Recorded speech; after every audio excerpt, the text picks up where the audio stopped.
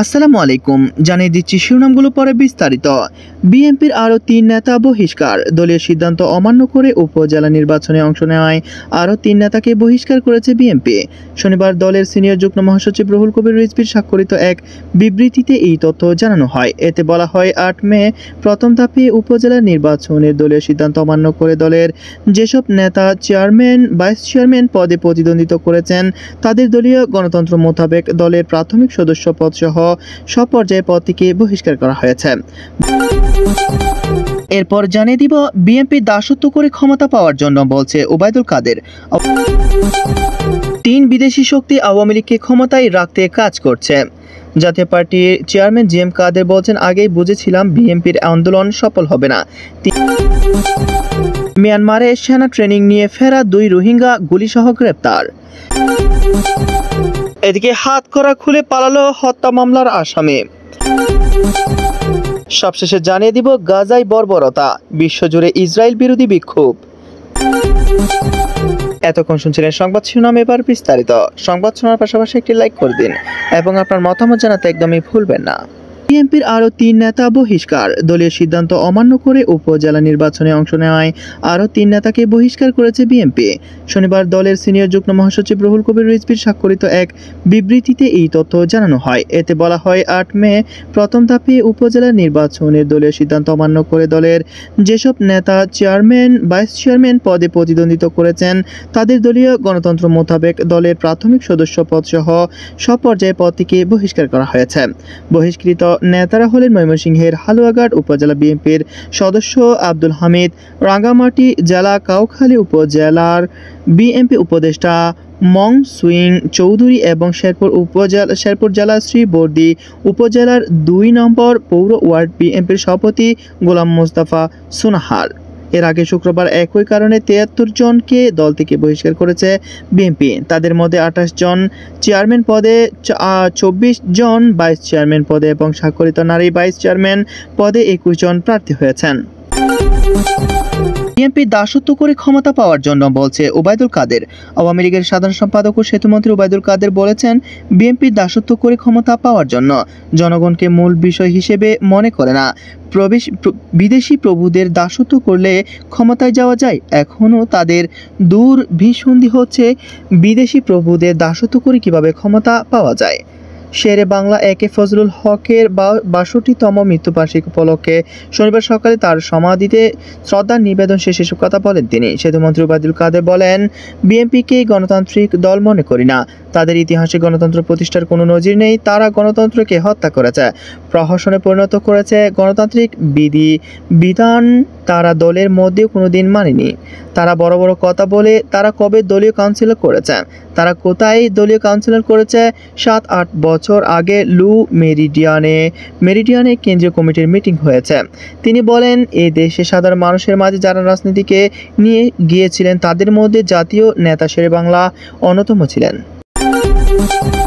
3 বিদেশি শক্তি আওয়ামী লীগকে ক্ষমতায় রাখতে কাজ করছে। জাতীয় পার্টির চেয়ারম্যান জি এম কাদের বলছেন, আগেই বুঝেছিলাম বিএনপির আন্দোলন সফল হবে না। 3 বিদেশি বড় শক্তি আওয়ামী লীগকে ক্ষমতায় রাখতে কাজ করে যাচ্ছে। তাই দলের অস্তিত্ব টিকিয়ে রাখতে নির্বাচনে অংশ নিয়েছিলাম, তবে ভোট ভালো হয়নি।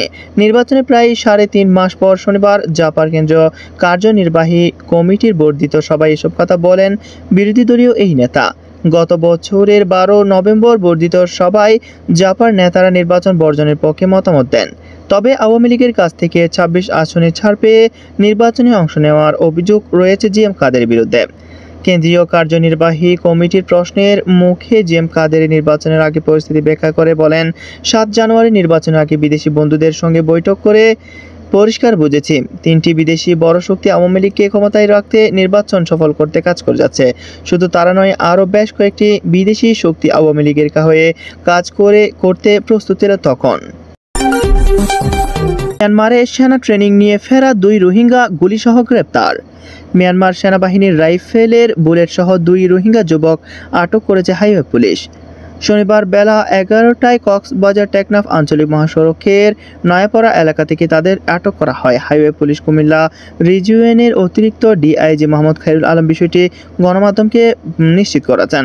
আটক 2 রোহিঙ্গা বলেন, কক্সবাজারের Kutupalong Rohingya camp block block E রশি ৩১৪তে আশ্রিত ইসলামের ছেলে কেফায়েতুল্লাহ ও নোয়াখালীর বাসানচর রোহিঙ্গা ক্যাম্পের কাস্টার ৩৫ রুম নম্বর জে ১২৩ এর আব্দুল সালামের ছেলে আনোয়ার মুস্তাফা। তাদের কাছে মোট ১৭টি বুলেট পাওয়া গেছে। অতিরিক্ত ডিআইজি মোহাম্মদ খালিল আলম জানান, টেকনাফ কক্সবাজারমুখী পায়রা সার্ভিসের একটি যাত্রাবাহী বাস থামিয়ে তল্লাশি করেছিল হোয়াইখ্যাং থানা পুলিশ। এক পর্যায়ে যাত্রীর আসনে থাকা 2 যুবকের সন্দেহ বলে তাদের দেহ তল্লাশি করলে এসব তথ্য বের হয়ে যায়। এদিকে হাতকড়া খুলে পালালো হত্যা মামলার আসামি। শরীয়তপুর জেলা জুডিশিয়াল ম্যাজিস্ট্রেট আদালতের ভবনের সামনে থেকে হত্যা মামলার এক আসামি পালিয়েছেন। শনিবার বিকেল 4:30টার দিকে জুডিশিয়াল ম্যাজিস্ট্রেট এক আদালতের সামনে থেকে পুলিশের চোখ ফাঁকি দিয়ে হাতকড়া খুলে পালিয়ে যান ওই আসামি।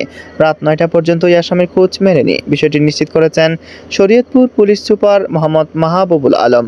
পালিয়ে যাওয়া ওই আসামি হলেন শরীয়তপুর সদর উপজেলার পূর্ব কোটাপাড়া এলাকার মিয়া চাঁদ ফকিরের ছেলে বাবু ফকির। দুপুরে সদরের পালং মডেল থানার হাজত থানা থেকে তাকে আদালতে নেয় পুলিশ। তার বিরুদ্ধে পালং মডেল থানায় হত্যা মামলা রয়েছে। গাজায় বর্বরতা, বিশ্বজুড়ে ইসরায়েল বিরোধী বিক্ষোভ। গাজায় ইসরায়েলের বর্বরতার 6 মাস পর বিক্ষোভ উত্তাল হয়ে উঠেছে বিভিন্ন দেশের বিশ্ববিদ্যালয় ক্যাম্পাস। যুক্তরাষ্ট্রের কলম্বিয়া বিশ্ববিদ্যালয়ে গত 17 এপ্রিল শুরু হওয়া বিক্ষোভ ছড়িয়েছে দেশটির বিভিন্ন বিশ্ববিদ্যালয়ে। কেবল যুক্তরাষ্ট্রে নয়, ধীরে ধীরে বিশ্বের বিভিন্ন প্রান্তের বিশ্ববিদ্যালয়গুলোতে ছড়িয়ে পড়েছে ইসরায়েল বিরোধী বিক্ষোভ। যুদ্ধবিরতির দাবির পাশাপাশি বেশ কিছু দাবিতে অনড় অবস্থানে রয়েছেন তারা। একজোট হয়ে ফিলিস্তিনকে বার্তা দিচ্ছেন, আমরা নেতা তোমাদের পাশে আছে। ইতিমধ্যে ফিলিস্তিনপন্থী শিক্ষার্থীদের সঙ্গে পুলিশের সংঘর্ষ হয়েছে। শ্রেণীকক্ষে পাঠদান থেমে গেছে, গ্রেপ্তার হয়েছে অনেক শিক্ষার্থী। এক সপ্তাহের বেশি সময় ধরে এই অস্থিরতার মধ্যে গোটা জাতির নজর এখন এই বিক্ষোভ কর্মসূচিতে। বিভিন্ন গণমাধ্যমে প্রকাশিত বিভিন্ন ফুটেজে দেখা গেছে বিক্ষোভে অংশ নেওয়া শিক্ষার্থী ও শিক্ষকদের পাশাপাশি সাংবাদিকদেরও বিভিন্ন বিশ্ববিদ্যালয় ক্যাম্পাস থেকে সহিংস পন্থায় আটক করছে পুলিশ।